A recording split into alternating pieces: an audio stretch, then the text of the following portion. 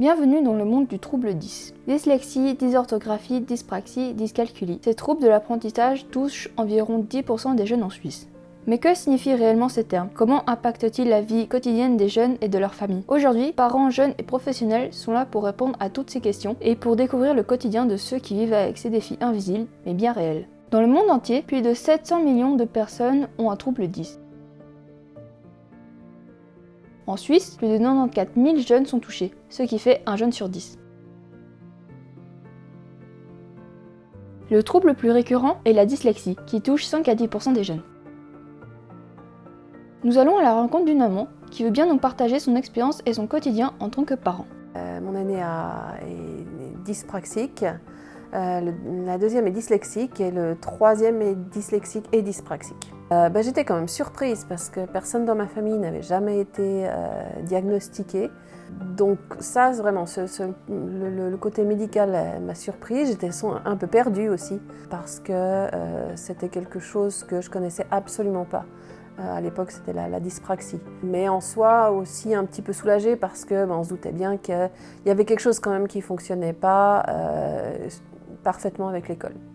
J'ai pas eu peur spécialement pour leur futur professionnel parce que déjà à l'époque, en fait, faut dire ce qu'il y a, le problème il était à l'école, à la maison, on ne voyait pas de vraies difficultés. Moi, je les voyais plein de ressources. Donc en soi, non, pas le futur professionnel. Là où j'avais peur, oui, c'était plus pour un futur scolaire. Je trouve qu'à l'heure actuelle, ils s'en sortent très bien. Ce qui a été très important pour nous, c'était surtout qu'ils arrivent à accepter pleinement cette partie d'eux-mêmes. Puisqu'on n'est pas atteint d'une dyspraxie ou d'une dyslexie, c'est vraiment quelque chose qui fait partie de soi. Et je trouve qu'ils en ont vraiment fait le mieux qu'ils pouvaient, c'est-à-dire qu'ils l'ont accepté, ils en ont fait quelque part une vraie richesse.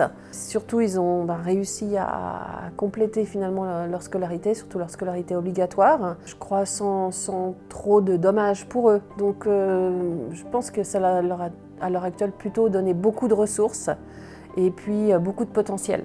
Après, il y a les troubles qui se voient et les troubles qui ne se voient pas. Clairement, la dyslexie, c'est quelque chose qui est sans aucun doute un peu plus invisible que la dyspraxie qui se voit quand même dans les gestes. Mais de façon générale, non, tout le monde ne les accepte pas. Il y a bien sûr des fois les camarades de classe qui ne sont pas très ouverts. Il y a pas mal d'adultes, surtout peut-être un peu plus effectivement à l'intérieur de l'école. De façon générale, j'ai remarqué que les personnes qui elles-mêmes n'ont pas été confrontées à la difficulté acceptent un petit peu moins ou alors ont plus de préjugés par rapport à ces jeunes-là. Quand effectivement il y a la pose du diagnostic, on est vraiment en recherche d'informations. On doit faire face aux témoignages, ça peut vite être assez lourd, mais c'est vrai qu'on a souvent besoin d'avoir des ressources, d'avoir une idée aussi de comment ça se passe, notamment avec l'école, des petits gestes du quotidien, et puis tout ce qui va aider aussi à permettre aussi à l'enfant de se développer avec ça. En l'acceptant. Moi, ce qui m'a toujours marqué, c'était la chance qu'on a eue finalement d'avoir eu 3 enfants qui avaient des troubles 10, puisque finalement, chez nous, on a eu cette chance d'avoir, la différence était la norme, et sans doute que peut-être s'il y avait eu un enfant qui n'avait pas eu de trouble, peut-être qu'il se serait senti un peu mal à l'aise. Ça m'a parfois questionnée, parce que je me suis dit, tiens, mais finalement, ils sont tellement habitués à la différence que peut-être ça fait un plus grand pas quand ils sont à l'extérieur.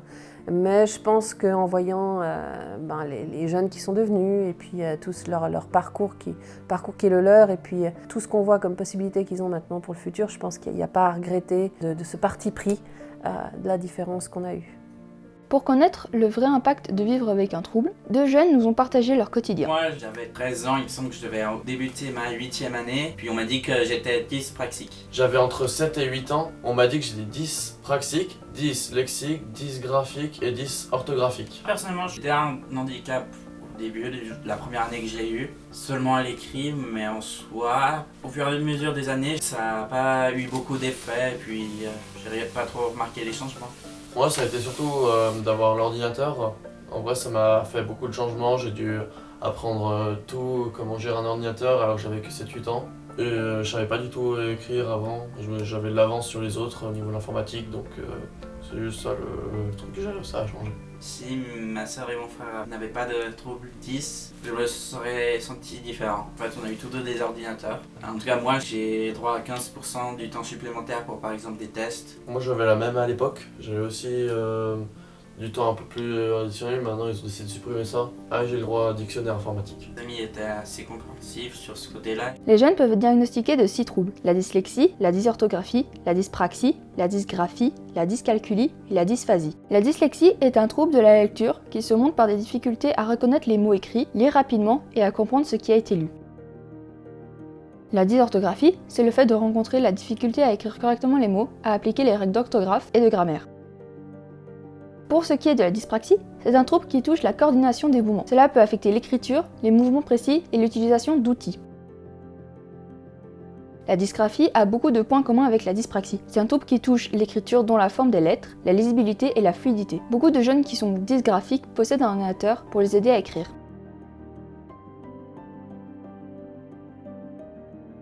Pour la dyscalculie, c'est la difficulté à comprendre et manipuler les nombres et les problèmes de maths. Ces personnes ont souvent besoin d'un soutien visuel pour les aider. Et pour finir, la dysphasie est un trouble du langage oral qui se manifeste par la difficulté à comprendre et à produire des phrases correctes et cohérentes.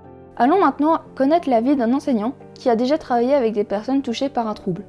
Ils arrivent ici en début de 7e, ils ont 10 ans et demi. Puis quand ils quittent la classe en fin de 8e, ils ont 12 ans. J'ai eu une formation qui est une formation très basique d'école normale, puisque la HEP n'existait pas quand je me suis formée.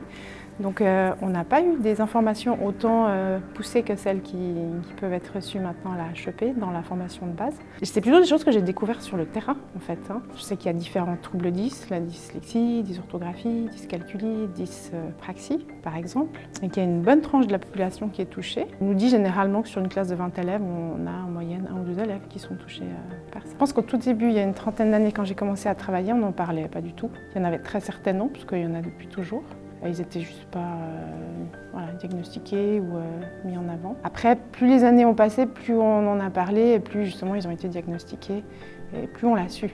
Maintenant, difficile de dire. Il y a des volets où j'en ai pas, puis il y a des volets où je peux en avoir 2 ou 3. Et une des difficultés principales, alors c'est vrai que je focalise plus sur la dyslexie parce qu'il y en a souvent plus où ils sont plus diagnostiqués. Les difficultés de lecture, ils sont beaucoup plus lents pour la plupart des tâches en fait, puisqu'il y a de la lecture même en histoire ou dans les langues, ou même en maths aussi. C'est des élèves pour lesquels on va tenter de relire des fois des petits textes quand ils n'ont pas compris, relire les questions. On sait que, alors l'écriture aussi très, très souvent, parce que la dyslexie est souvent accompagnée de la dysorthographie. Et c'est ce qui peut être complexe, moi qui enseigne l'histoire, c'est de comprendre ce qu'ils ont voulu dire. Que même si on lit les mots à haute voix, on ne comprend pas forcément toujours.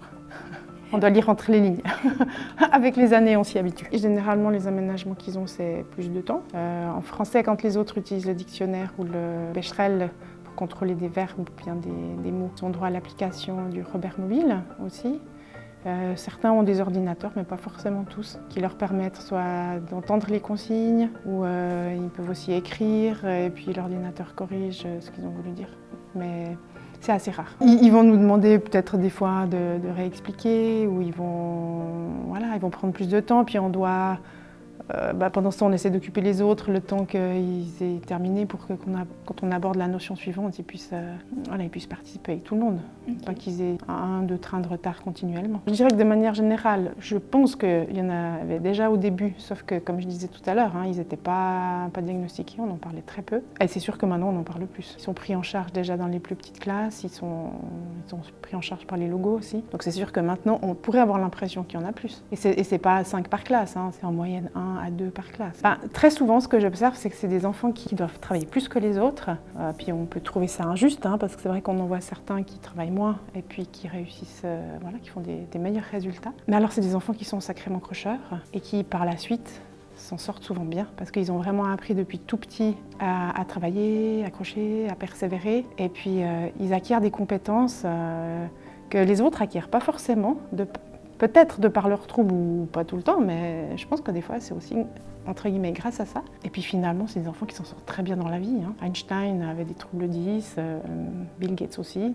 De ce que nous devons retenir de tous ces témoignages est qu'il est possible de vivre sans problème avec un trouble et que toutes les personnes qui sont touchées ont une vie pleine de défis et d'aventures.